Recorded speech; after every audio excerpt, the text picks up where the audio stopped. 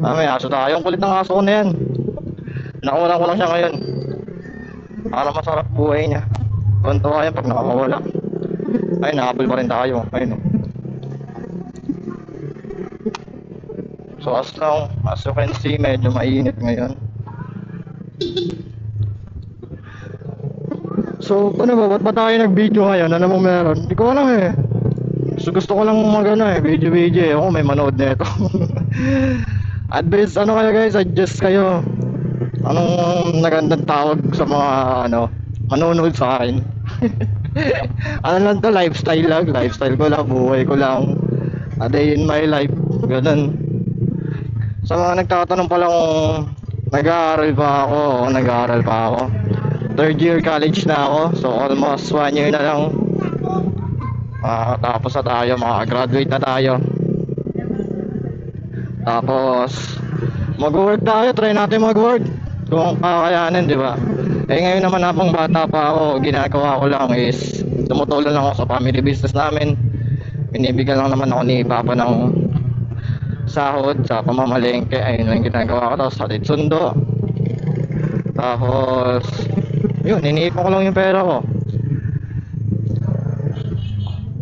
Pinaka-advice ko sa mga kararami, mag-ipon kayo. Huwag kayong masyadong magastos.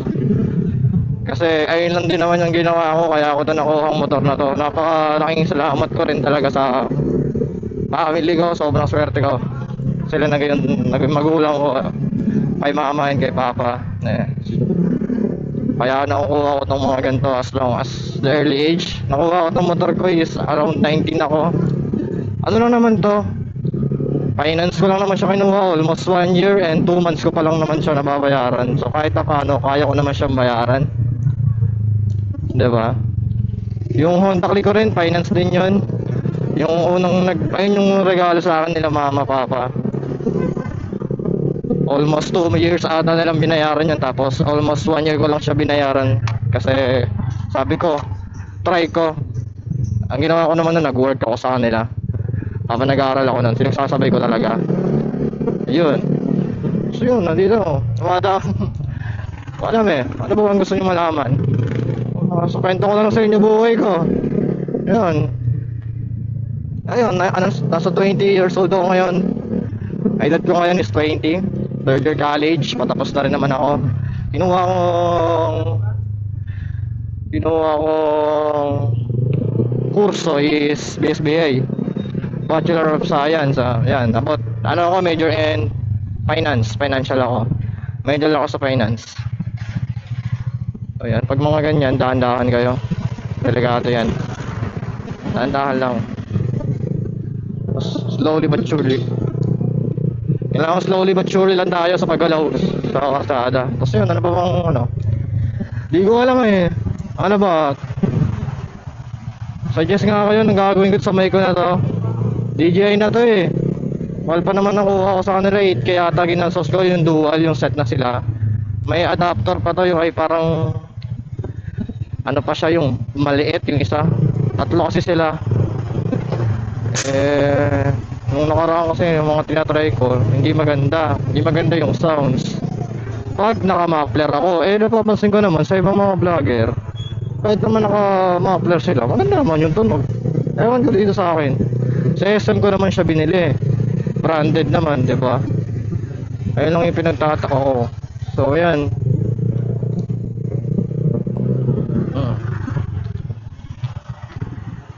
So tayo sa mga nagtatanong, pupunta tayo sa Arellano University, sa AU.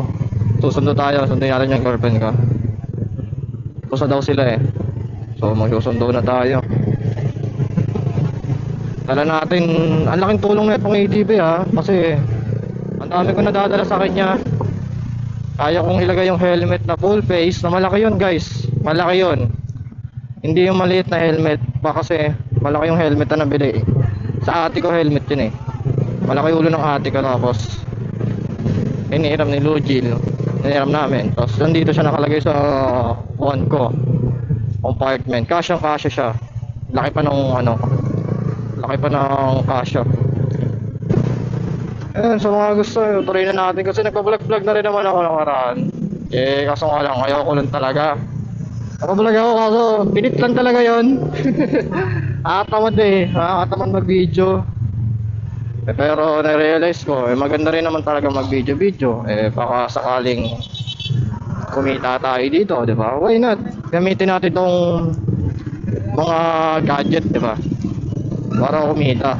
Kasi papunta na tayo sa AI. So, sa madaling salita, kailangan natin mag-adapt. Kailangan natin tumalino. Kasi pag di tayo nag-adapt, hindi tayo tumalino, mahihirapan tayo. So baka in the near future makatulong sa atin tong vlogging.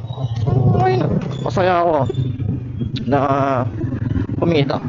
Pero kung wala, ngayon, okay lang. Sasabay-sabay ko lang naman siya sa mga trip ko sa buhay. Ngayon siya. Ang init ngayon ah. Balaklava ba kayo? Init, grabe. Grabe yung init ng panahon. Kaya napakahirap talaga yung sinasabi ko sa inyo guys. Kaya paano ko to nakuha ang motor na to? Tinaga ko lang talaga guys. Walang kain masyado na masarap. Magtipid. Sipagan araw-araw. Yun. Sumunod sa magulang. Makukuha nyo rin mga gusto nyo. Kasi ako kahit paano may ipon na rin naman ako kahit paano. Kahit maliit. At least may ipon ako.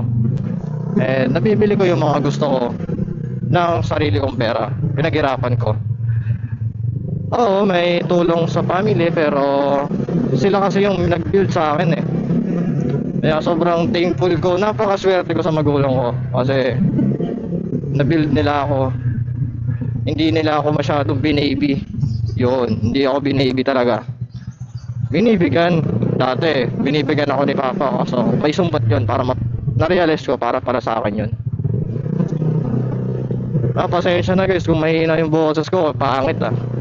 Kasi naririnig ko, ano kayang gagawin ko doon? Para kasi may tumutunog na ewan pag nagsasalita ako.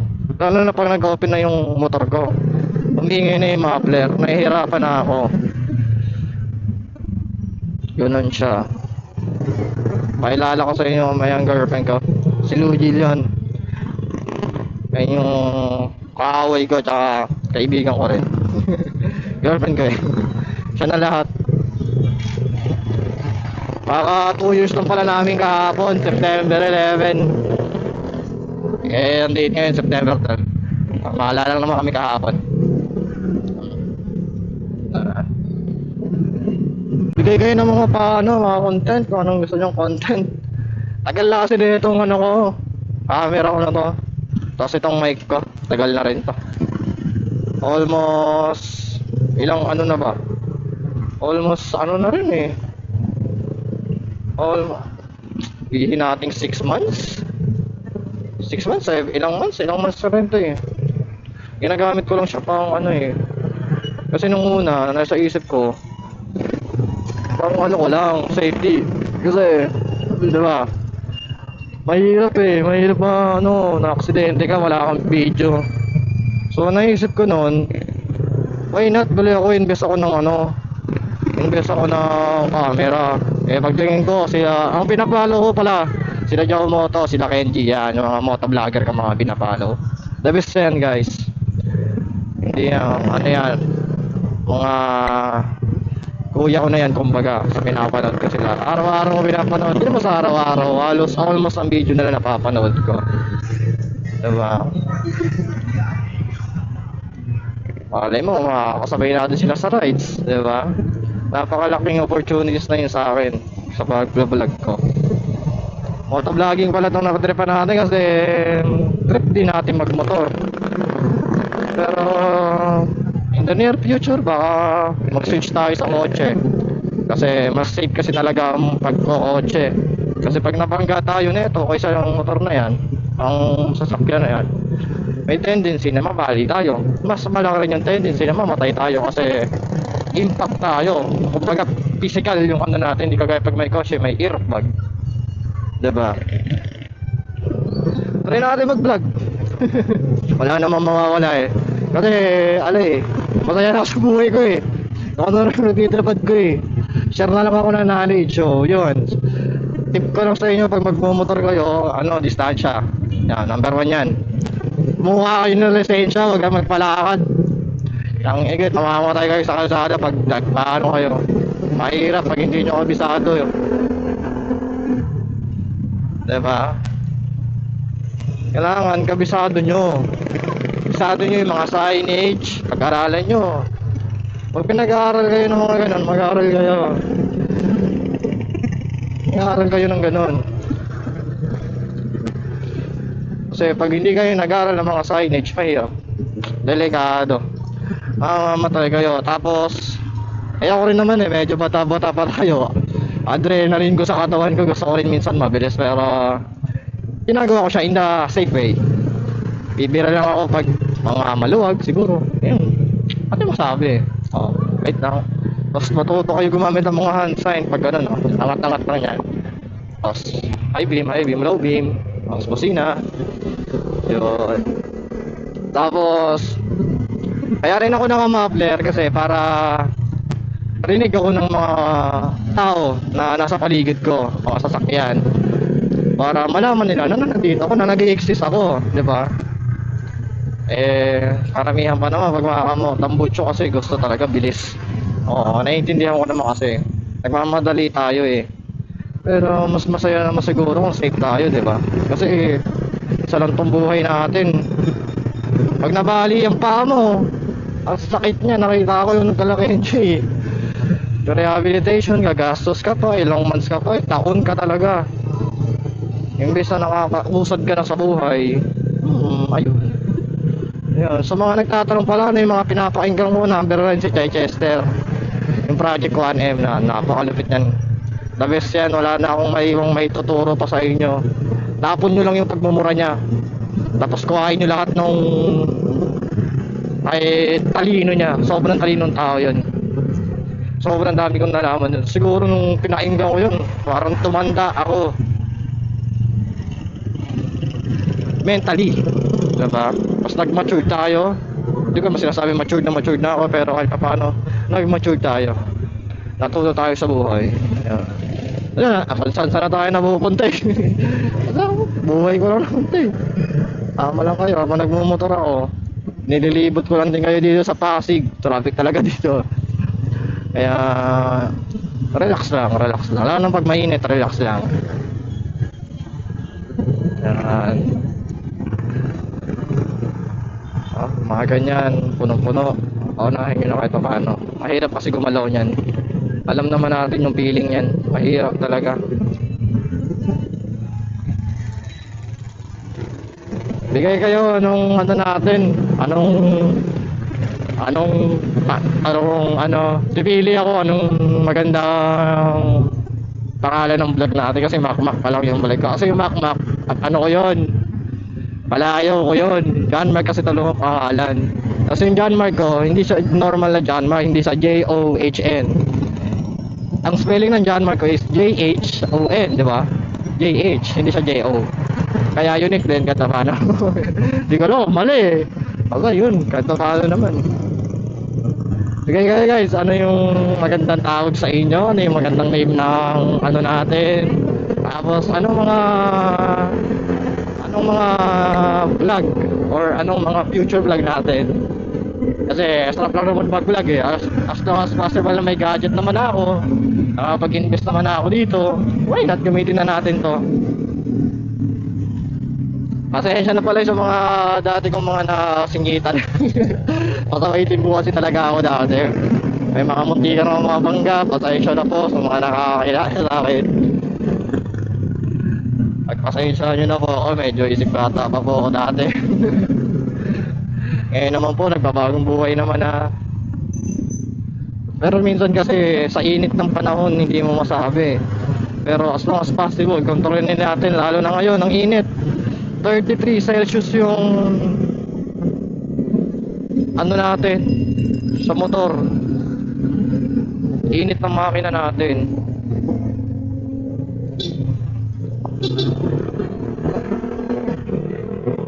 O ba't sobrang init. Grabe. Buti na lang talaga umaandar. O ano tayo. Moving forward. Diba?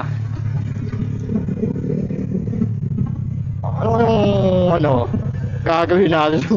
Kasi gusto ko kayong sanang explore sa mga pupuntahan ko, sa mga gagawin ko sa buhay ko, diba? Ayun yun eh, yun yung pinaka main point ko. Ba't ko ngayon naisipan mag-vlog? Kasi nga sinabi ko kanina, medyo good naman ako kahit pa paano.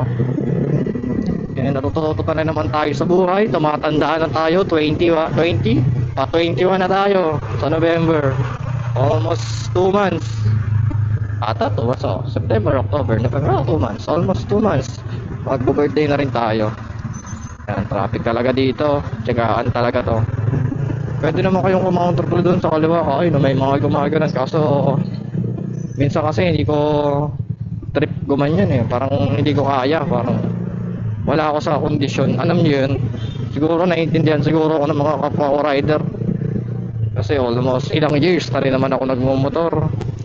4 years ata, 3 years. Mas lang. Thankful naman ako na hindi ako na aksidente. Wala pa akong accident na malala. Wala pa akong malala na aksidente. Tapos kapag mabagal lang kayo, dito lang kayo palagi guys. Sa kanan. Tapos pag overtake, kaliwa. Ano lang. Pero minsan naman pwede naman na overtake dyan kapag traffic. Kanan ka lang. Ay, kagaya ng ganun. Medyo masikip. Kasi pag ako nandito ako dumadaan, dito gusto ko. Ano pa ba? Ano bang gusto nyo para pag-usapan natin?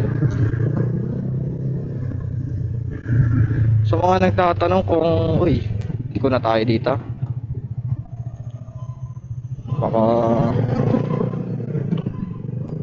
Baka maano tayo.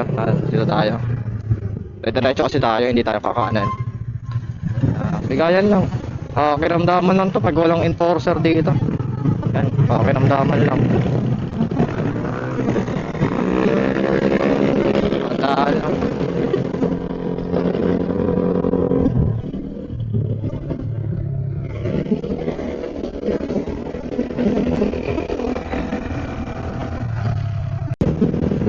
Nagtatanong matatawa ka ako eh. Di pa ako sanay eh. Kasi minsan may umano sa akin pag nakaganto ako. Nakakamera. Hindi ba pwede guys? Na pag nakakamera is protection lang muna. Akala ko ng iba, tasakiingin ng sticker yung iba. May sticker ba? Sabi ko wala pa akong sticker eh. Kaya nga sinasabi ko sa inyo, sana is bigyan niyo ako ng na pagpipilian ko. Ano magandang pangalan, tsaka ano yung mga magandang tag sa inyo. Tingin tayo. Ganda dito sa Pasig, maraming puno, diba? Pinapanitili nila yung kapunuan. Napakaganda, napakasarap kahit mainit. Ayun, sarap ng hangin, sarap ng dampi. All good sa akin. Ayun ang POV natin guys sa ADB. So ano ba yung nagustuhan ko dito sa ADB? Ba't ko to kinuha? Kasi meron na tayong Honda Click, di ba? Ba't ko to kinuha? Anong meron? Ba't ko kumuha ng motor? Sa una talaga kasi, yung papa ko kasi, ginagamit niya minsan yung Honda Click. So, susundin ko yung girlfriend ko, wala akong magamit ng motor. So, ayun. Una yun, kaya bumili ako na itong ADB. Kaya nagustuhan ko rin siya. Tapos, sa looks niya kasi pogi talaga siya noon. Pogi talaga. Ako, mahilig ako sa mga motor na magaganda. Diba? Kaya nakuha natin itong ADB. Ayun, kaya natin siya binili. Unang-una is kailangan ko ng motor na pangalawa. Tapos sa looks, diba? And Honda, reliable guys. May mga problema rin naman to na normal lang naman siya. Hindi naman siya malalala. Dun sa Honda Click ko sa katakbo na rin naman ako ng 30,000 ata yun, 31, 30, 30k mileage. Wala naman akong kuha na damage na malala, diba? All goods naman lahat ng damage. I mean all goods naman yung quality kahit pa paano. Tsaka masaya ako nun sa isang motor ko, yung Honda Click. Hindi ako pinahiyaan nun. Sobrang tagal kong ginamit. Nakano lang ako nun eh, kasi minsan wala akong gas. Tipid kasi ako talaga ako, guys. Ayoko kasi talaga minsan gumastos, kahit ultimo sa gas, hindi ako nagpapagas. Para lang makatipid. Ultimo gas, hindi ko ginagas. Ganun ako katipid, guys. Kahit ibitik na yan, kaya pa yan. Basta umaandar.